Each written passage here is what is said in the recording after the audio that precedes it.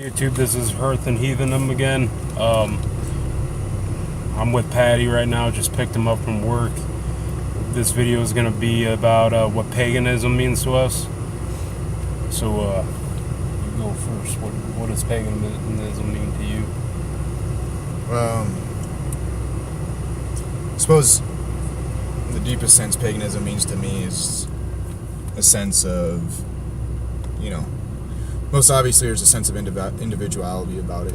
It's not as indoctrinating or as mainstream as, many other religions are, which is the main plus for it. Not the only reason I chose to be pagan, however. Another thing is, it's just, in many ways, I feel more connected spiritually to that form of spirituality than I would anything else that was more strictly ritualistic or, very, very path-setting in life, things like that. A lot of forms of paganism don't really force you to apply to one code, you know what I mean? Apply to one rule set. There's many different paths that people can take in every form of paganism, including Asatru or Finno-shamanism or whatever. It can be as indoctrinating or as not, or as freeing as any religion, I suppose. And like I said, to me, it's truly a form of individuality, but also like a form of spiritual closeness that I wouldn't generally feel from going to the church and listening to a guy talk about something. I'm the type of person who likes very, very specifically deciding for myself what things mean or do or mean to me.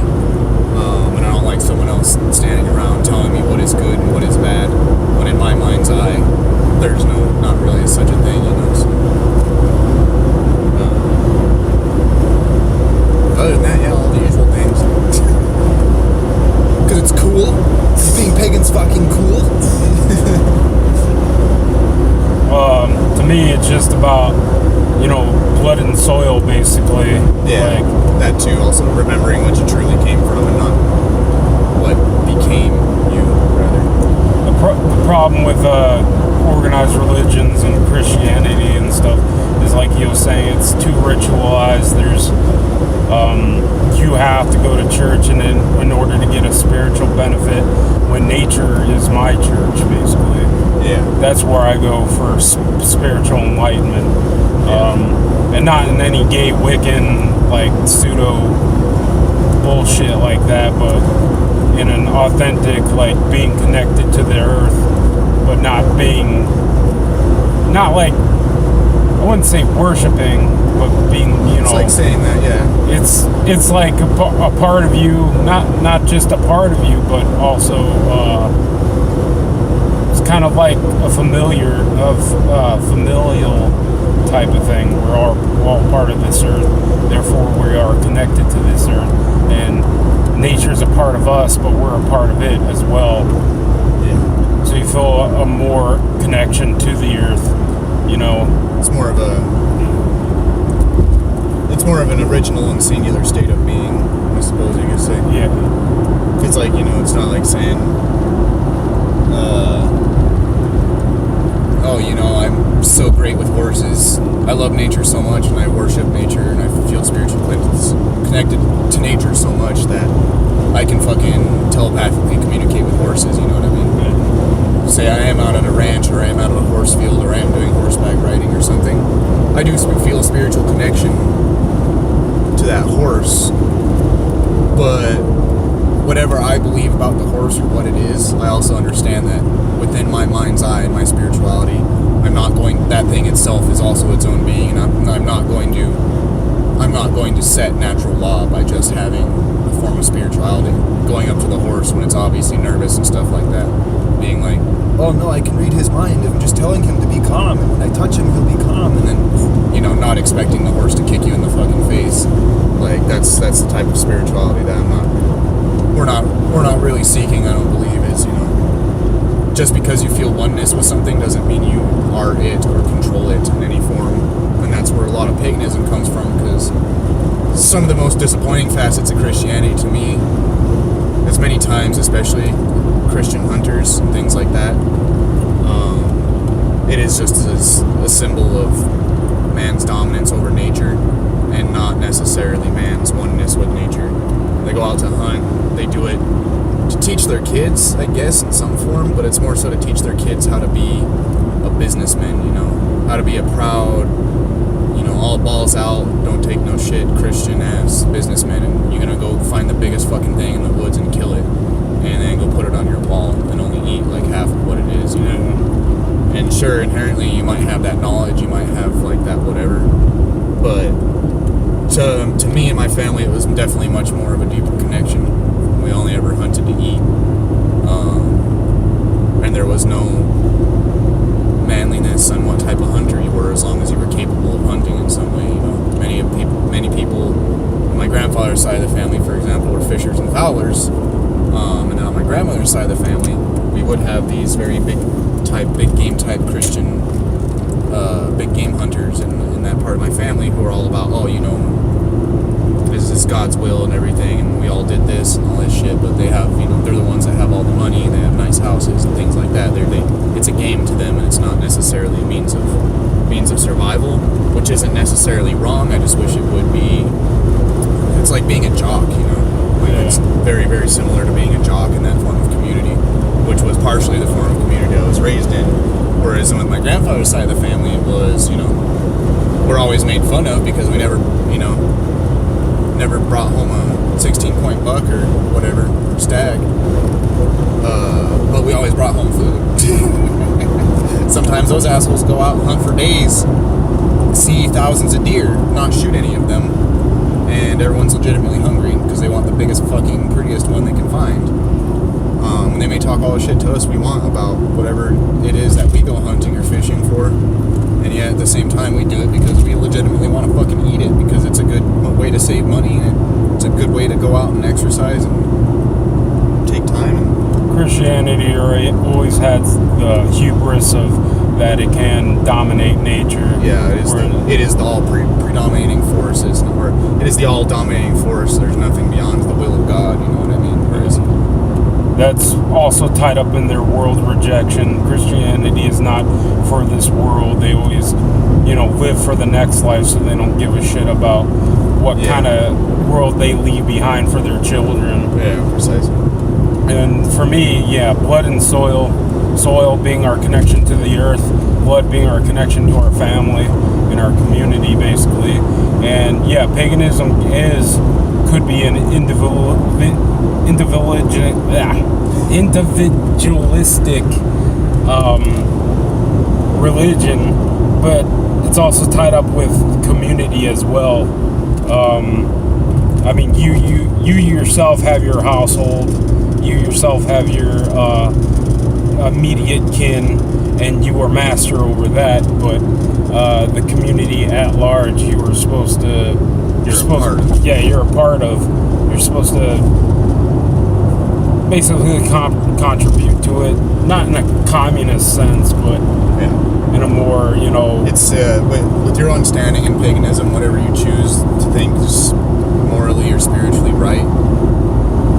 I feel as if pagans generally have their own moral or spiritual code because of the sense of belonging they do actually feel with their community. You know what I mean? Yeah. The reasons why they have the types of morals they do is to apply it to taking care of the people that they like and actually care about and stuff. Yeah. That's mostly important in today's society, because the community at large in any society you live in today is going to be mostly dumbasses.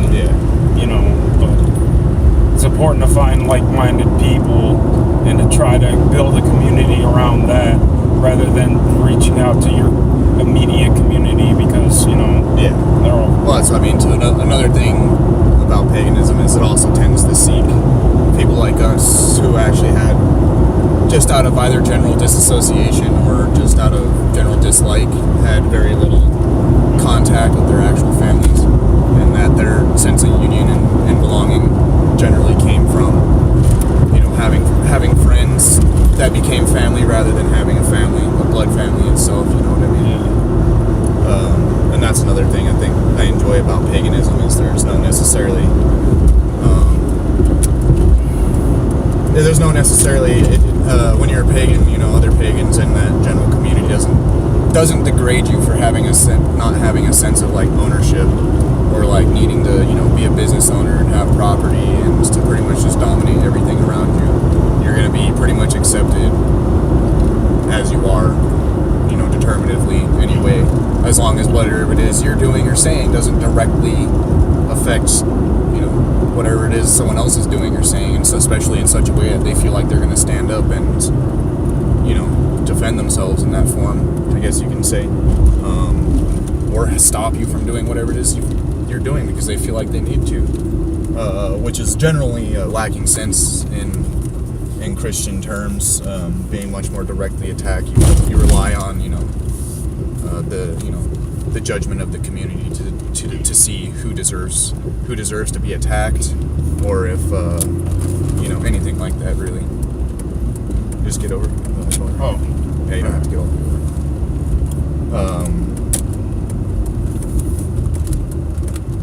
Like I would say, you know, constituently, I guess, in a Christian community, you have like ordinators, police, things like that, which isn't necessarily wrong, and it's not to say that pagan community doesn't have those either. What it's to say is that in a pagan community, if you yourself are being much more directly attacked or influenced by someone in a way that you don't desire, there's much more a facet of being capable yourself of doing whatever it is necessary to change that aspect in your life, or to stop that person from doing what you don't want them to do. You may not necessarily have the right to go onto their lands and their bounds and tell them, no, you can't do that. But, you know, certainly if they're in your area and the gods gave you every bit of will and power to, you know, do what you need to prevent people around you from doing things you don't want them to do, either be harming you or your property, or taking from you or your property.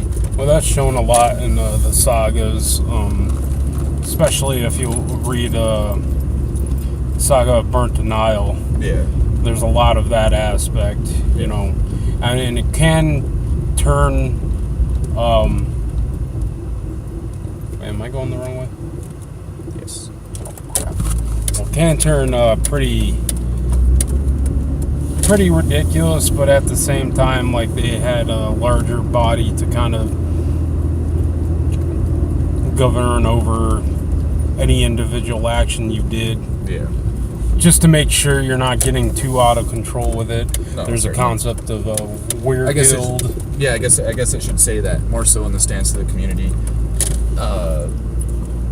If someone has wronged you and everyone knows it's wrong and they see it as being wrong, they're not going to step in for you necessarily and correct it, but they're also going to turn a blind eye to you doing whatever it is you need to do to make sure it was right, especially if they themselves were witness to the wrongdoing in itself.